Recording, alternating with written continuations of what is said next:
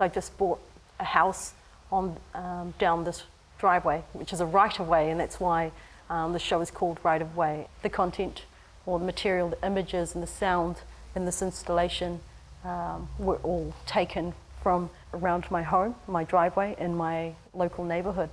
That was the starting point for this work, thinking about how you share space, your community, your neighbours, all those things.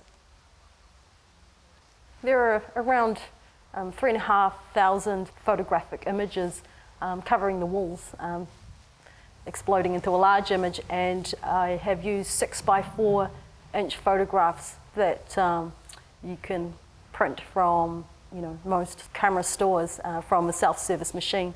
I did that on purpose because I like the aesthetic.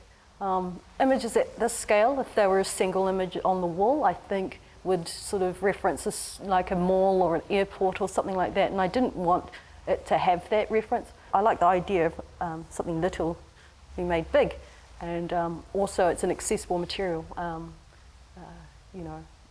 People have these photograph sizes in their photo albums, and I like that connection as well. A lot of different nationalities are living around where I do. I have Māori, Cook Island, Tongan, Cambodian, Fijian, Tuvalu, and it's really interesting because at night you can hear like different languages, you have different smells, you have different images that you see every day.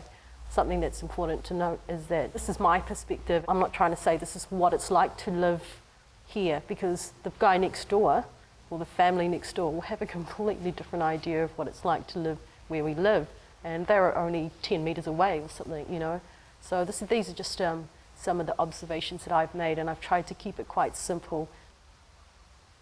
I document things, and I think essentially that's what I'm doing in my practice, and because they're all sort of time-based, or they're looking at a certain sort of context of time or a place, and I think about it as I'm constantly archiving something.